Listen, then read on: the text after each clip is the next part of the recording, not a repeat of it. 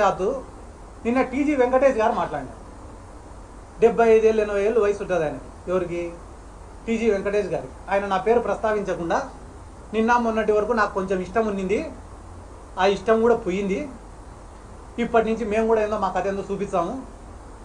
వాస్తవం చెప్పాలంటే సార్, నిజం చెప్తాను సార్, టీజీ వెంకటేష్ గారు మీరు కూడా చూస్తుంటారు, నాకు మీరంటే కూడా చాలా అభిమానము, రెస్పెక్ట్ సార్. దేశవ్యాప్తంగా ఒక పేరు, ఒక గుర్తింపు ఉన్న నాయకులు మీరు కూడా, మీరంటే కూడా నాకు చాలా రెస్పెక్ట్.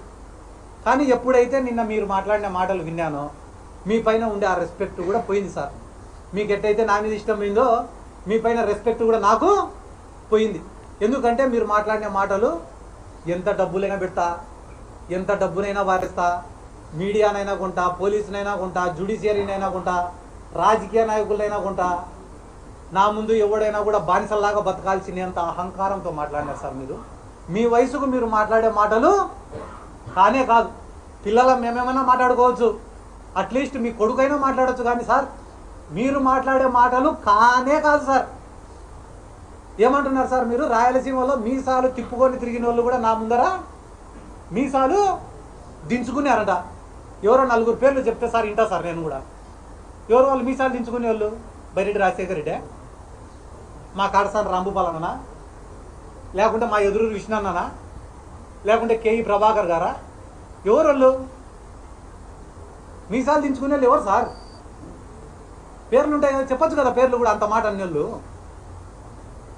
నాకు తెలిసి మీ ముందర కిందికి దించుకొని మీసాలు దించుకొని ఉండేది ఒకటే ఆయన్నే, ఆయన సోమిశెట్టి వెంకటేశ్వర్లు. ఆయనకు మీసాలు లేవు. కాబట్టి ఇంతగా మీరు ఒక విమర్శను తీసుకోలేని స్థాయిలో ఉంటే ఎట్టా సార్? టీజీ భరత్ గారు ఈరోజు రాష్ట్రానికి మంత్రి సార్. ఆయన ఒక రాష్ట్రానికి మంత్రి ఏం చేస్తున్నాడో తెలుసా సార్? ఈరోజు కర్నూలులో ఆయన సోషల్ మీడియా, ఫేస్బుక్లో, ఇన్స్టాగ్రామ్లో ఆయన పైన ఎవరైనా కామెంట్లు పెడితే, ఆయన పరిపాలన పైన ఎవరైనా కామెంట్లు పెడితే వెంటనే మనుషుల్ని పంపించి తన్నియడము, ఆ మనుషుల్ని ఎత్తుకొని వచ్చి పోలీస్ స్టేషన్లలో ఐటీ కేసు పెట్టడం. ఏ స్టేషన్లో నమోదు కాలేదు. నిన్నగాక మన తాండ్రపాడు పిల్లోడిని కొట్టారు, డోన్ నియోజకవర్గానికి సంబంధించినోడు. మొన్న కిమ్స్ హాస్పిటల్లో పనిచేసే పిల్లోడు, ఆ పిల్లోడు రారా మాట్లాడు అంటే కానీ సార్ ఆడ సార్ చిన్న ప్రాణం నన్ను చంపుతారు సార్ అట్లా. అమాయకుల్ని, పేదవాళ్ళని కొట్టే బతికేది, భయపించే బతికేది. దానాలు ధర్మాలు చేసినామంటారు. ఏమంటారు? దానాలు ధర్మాలు. 1000 కోట్లు ఉండేటోడు 1 కోటి రూపాయలు ఖర్చు పెట్టడం పెద్ద పని అన్న? నా జేబులో 1 కోటి రూపాయలు ఉంటే 2 కోట్లైనా ఖర్చు పెడతాను నా పక్కన ఉండేటోడిని కాపాడుకోవడం కోసం. అది గొప్పనా? ఇది గొప్పనా? ఒకడి దగ్గర తగ్గడం వల్ల నేను 2 ఏళ్ళు ఎక్కువ బతికేది లేదు.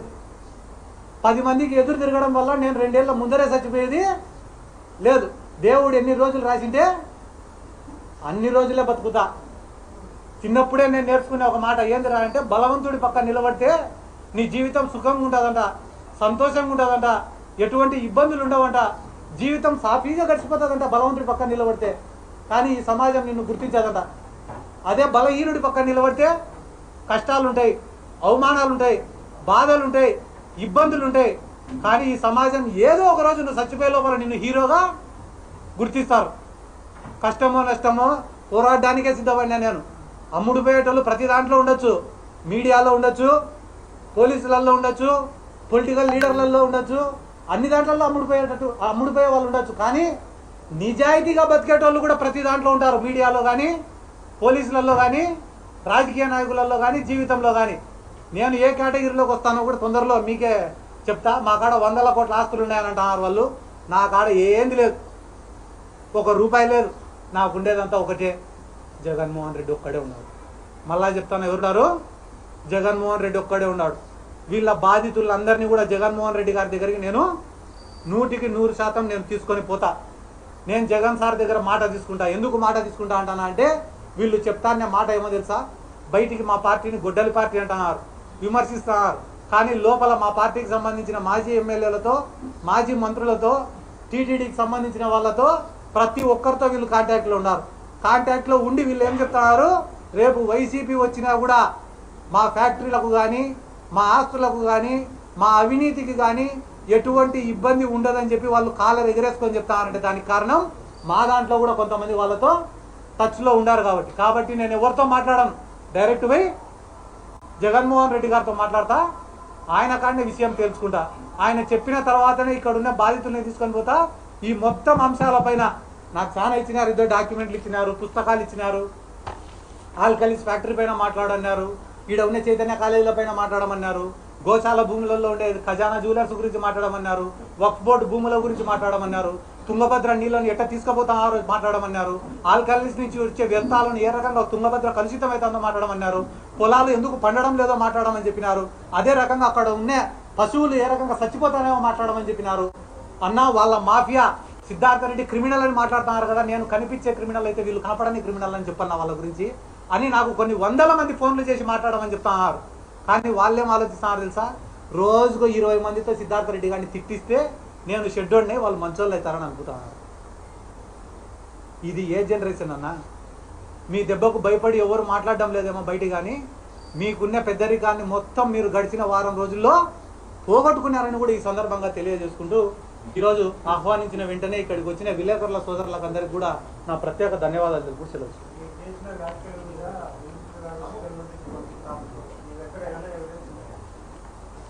నేను మీకు ఒక మాట చెప్పిన, ఎవిడెన్స్లు అన్నీ కూడా నేను ప్రొడ్యూస్ చేస్తా. ఆ ఎవిడెన్స్లు అన్నీ గ్యాదర్ చేయాలంటే మాకు కూడా అధికారం రావాలా.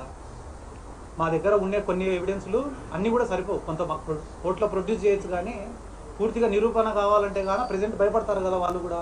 ఆ ధైర్యం మేము వాళ్ళకి కల్పించాలంటే మా గవర్నమెంట్ కూడా అధికారంలోకి రావాలి. ఏం లీగల్ నోటీస్ పంపించాడు? హఫీజ్ ఖాన్ పైన 600 కోట్ల అవినీతి చేసినది మీరు చూడలే విలేకరులుగా ఆ రోజు? ఏనా నాయరెడ్డి అన్న చూసారు లేదా మీరు? 600 కోట్ల హఫీజ్ ఖాన్ ఎత్తినాడు అనే మాట మీరు విన్నారా లేదా? నారా లోకేష్ తోటి నుంచి ఎన్ని కోట్లు రికవర్ చేసినారు? లీగల్ నోటీసు పోయి వాళ్ళ ముఖాలకు అంటించి రావాలి మేము,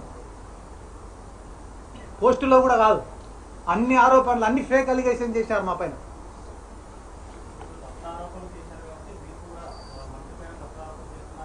నేను తప్పుడు ఆరోపణలు చేసే ప్రసక్తే లేదు, నిరూపిస్తా అంటున్నా. నేను నిరూపిస్తా అంటున్నా. ఈడ ఓర్వకల్లు కాడ ల్యాండ్ల గురించి కూడా నేను మీ దగ్గర ప్రస్తావించిన. 1100 ఎకరాలు వాళ్ళ కుటుంబానికి సంబంధించిన వ్యక్తులకే అలాట్ చేసినారని చెప్తానా. ఈ కర్నూలులో వక్ఫ్ బోర్డు ప్రాపర్టీల కాడి నుంచి, గోశాల భూముల దగ్గర నుంచి, డాటెడ్ ల్యాండ్లను తీసుకొని పట్టాలు చేపించుకునే కాడి నుంచి ప్రతిదీ డాక్యుమెంట్లు, ఎవిడెన్స్లు గ్యాదర్ చేస్తున్నానని మీకు చెప్తున్నా. మీరు ఏమన్నా 15 నిమిషాలు మాట్లాడినా కదా, 15 నిమిషాలు మాట్లాడినా అన్న.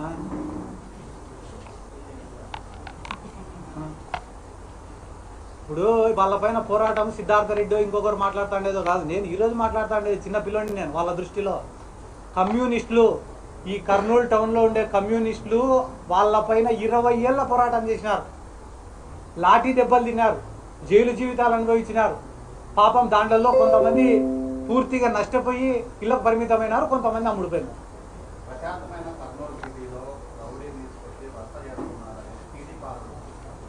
రౌడీయిజం ఎక్కువైందని వచ్చినా.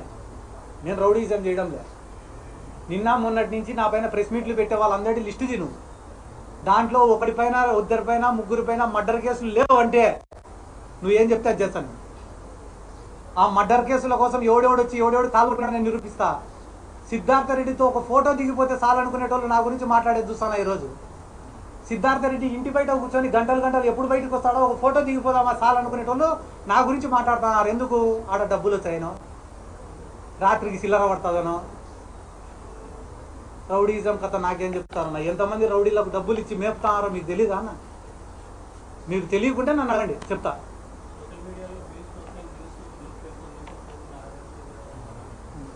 నేను సిద్ధార్థ రెడ్డి కనపడకుంటే కనపడలే అంటావు నువ్వే. కనిపించే ఇంత హార్ట్ ఉంటుందని నీకు తెలుసు. ఇప్పుడు నేను నిజంగానే నాకు వ్యూస్ కావాలనో, నేను ఏదో లైమ్ లైట్లో ఉండాలనో అనుకుంటే ప్రతిరోజు ఉండాలి కదా, ప్రతిరోజు మీ ముందరే తిరగాలి కదా. నా పని నేను చేసుకుంటానా? నా జీవితం నేను బతుకుతానా? నాకు యువజన విభాగం వర్కింగ్ ప్రెసిడెంట్గా ఒక పదవి ఇచ్చినారు. ఆ పదవి ఇచ్చినప్పుడు యువజన విభాగం టౌన్ ప్రెసిడెంట్కు ఒక అన్యాయం జరిగినప్పుడు మాట్లాడాల్సిన బాధ్యత నా పైన ఉందా లేదా? నా బాధ్యత ప్రకారం నేను వచ్చినా.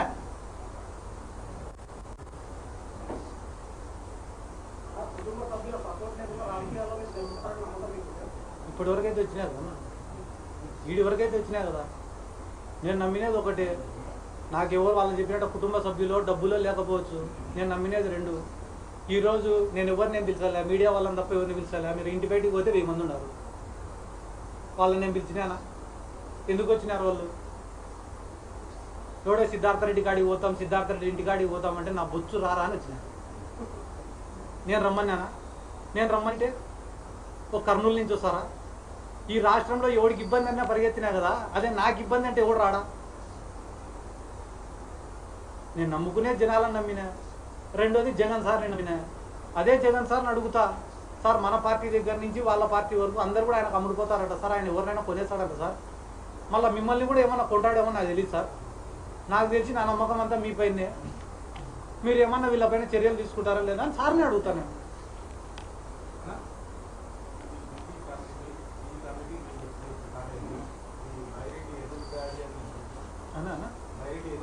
అన్న నేను చాలా సింపుల్గా చెప్తాను, నేను ఎవరిపైన అది ఎదురుదాడి చేయలేను. వాళ్ళు నిజంగానే పెద్ద మనుషులు అయ్యింటే ఆ కుటుంబాన్ని పిలుచుకోనో లేకుంటే కానీ ఆ బాలు లాంటి వ్యక్తుల జోలికో వాళ్ళు పోరు. ఆ కుటుంబానికి అన్యాయం చేయరు. 2 పాయింట్లు. మూడోది, మంత్రి స్థాయి వ్యక్తులు పెద్ద పెద్ద కోటలు నిర్మించుకునే అంత పెద్ద టీజీ వెంకటేష్ గారు సోషల్ మీడియాలో ఎవడో పోస్టులు పెడితే దానిపైన స్పందించి వాళ్ళని ఎత్తుకొని వచ్చి కొట్టి వాళ్ళతో కాళ్ళు మొక్కించుకొని మళ్ళీ వాళ్ళపైన ఐటీ కేసులు పెట్టరు. వాళ్ళు పెద్దోళ్ళు అయితే ఈ పనులు చేయరు, ఈ పనులు చేస్తున్నారంటే వాళ్ళు పెద్దోళ్ళు కాదు.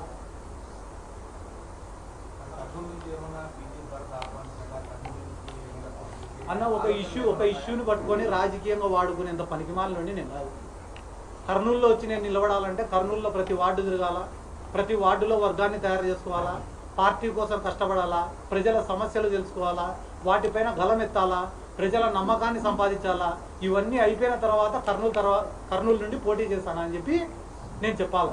ఒకరోజు నేను విమర్శిస్తేనే మొత్తం నందికొట్కూరు, కర్నూలులో సిద్ధార్థరెడ్డి, భరత్ అని మాట్లాడుకోవడం వల్ల ఒకటే రోజు నేను ఎమ్మెల్యే అభ్యర్థిని అయిపోను, ఎమ్మెల్యేని అంతకన్నా అయిపోను. నందికొట్కూరులో కొన్ని ఏళ్ళు కష్టపడి గ్రామంలో ఒకనొకప్పుడు వైఎస్ఆర్ కాంగ్రెస్ పార్టీలో నేను చేరేటప్పుడు నా ఎంట 100 మంది రావడానికి భయపడ్డాను. ఎన్నో ఏళ్ళు కష్టపడి గడప గడప తిరిగిన తర్వాత ఒక వర్గాన్ని ఏర్పాటు చేసుకొని ప్రతి గ్రామంలో ఒక సర్పంచ్ అభ్యర్థిని నిలబెట్టుకునే స్థాయికి నేను వచ్చినా. ఒక అంశాన్ని వాడుకొని రాజకీయం చేసి వాళ్ళు ఎవరో పోటీ చేద్దామంటే ఎంతసేపు ఆయన టీడీపీ పార్టీ వద్దు, నాకు వైసీపీ పార్టీ వద్దు, ఇండిపెండెంట్గానే తగలొచ్చు మేమిద్దరు. ఆయన అధికారాన్ని అడ్డం పెట్టుకొని టీడీపీ తరపున నిలబడాల్సిన అవసరం లే, నేను జగన్ సార్ బ్రాండ్ని అడ్డం పెట్టుకొని వైసీపీ తరపున నిలబడాల్సిన అవసరం లే, ఇండిపెండెంట్ నిలబడినా సార్. కానీ దానివల్ల వచ్చే లాభం ఏముంది? నేను అడిగే ప్రశ్న, కుటుంబానికి న్యాయం చేస్తారా చెయ్యరా? దాన్ని తప్పుదారి పట్టించే విధంగా సిద్ధార్థరెడ్డి రౌడీ, క్రిమినల్, గుండా వాళ్ళు నన్ను తిట్టిస్తున్నారు కదా. తిట్టేటోళ్ళల్లో 80% మంది దగ్గర నాతో దిగిన ఫోటో లేకుంటే కానీ నేను రాజకీయం చదువుతాను.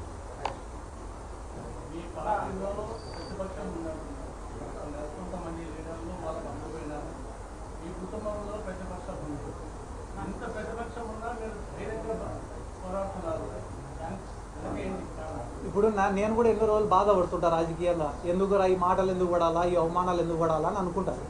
అనుకున్న ప్రతిసారి ఇక్కడ ఉన్న 100 మందో 200 మందో వస్తారు, నాకు ధైర్యం చెప్తారు, సర్ది చెప్తారు, మేము నీకు సపోర్ట్గా ఉన్నామంటారు. మళ్ళీ ఇంతమంది ధైర్యం ఏం లేనప్పుడే రాజకీయాల్లోకి వచ్చినాం కదా, ఇంతమంది ధైర్యం ఉన్నప్పుడు ఇంక అంతకన్నా ఏం కావాలన్నా? ఇప్పుడు ఆయన అన్నారు, పెద్ద ఆయన టీజీ వెంకటేష్ గారు కూడా ఏముంది, నువ్వు 10 మందిని పిలుచుకొస్తే నేను 100 మందిని పిలుచుకొస్తాను. మీరు 100 మందిని పిలుచుకొని రావాలని ఒక్కొక్కరిని 10,000 ఇవ్వాలా, ప్యాకెట్లు ఇవ్వాలా? సిద్ధార్థరెడ్డి గారు చక్కగా వచ్చి రోడ్డు మీద దిగిన 50 మంది 100 మంది వచ్చారు రారు చూద్దాం. ఆయన స్థాయి వ్యక్తి మాట్లాడాల్సిన మాటలు కాదు. ఒకవేళ జగన్మోహన్ రెడ్డి మీరు అడిగిన డిమాండ్ నెరవేర్చిన పక్షంలో మీరు అడిగారు కదా, జగన్ సార్ దగ్గర నెరవేరకపోవడం అంటూ ఏముండదన్నా. ఆయన దృష్టికి పోవాలి. ఇక్కడ జరుగుతున్నటువంటి అరాచకాలు కానీ, వైసీపీ కేడర్ పడుతున్న ఇబ్బందులు కానీ అన్నీ జగన్మోహన్ రెడ్డి గారికి తెలియాలి. నిన్న మొన్న ఎవరో మా పైన కామెంట్స్ చేసినారు. వాళ్ళు కానీ వైఎస్ఆర్ కాంగ్రెస్ పార్టీ గవర్నమెంట్లో మేమే వాళ్ళకు తగిన రీతిలో బుద్ధి చెప్పినంటే వాళ్ళు ఈ మాటలు మాట్లాడే వాళ్ళు కాదు. మళ్ళా నెక్స్ట్ గవర్నమెంట్ వచ్చినప్పుడన్నా కూడా ఈ కర్నూలులో గ్రూప్ రాజకీయాలు లేకుండా ఒక బలమైన నాయకుడిని పెట్టుకొని క్యాడర్కి ధైర్యం ఇచ్చి క్యాడర్ని బలవంతుల్ని చేస్తే ఇటువంటి ఇబ్బందులు రావు.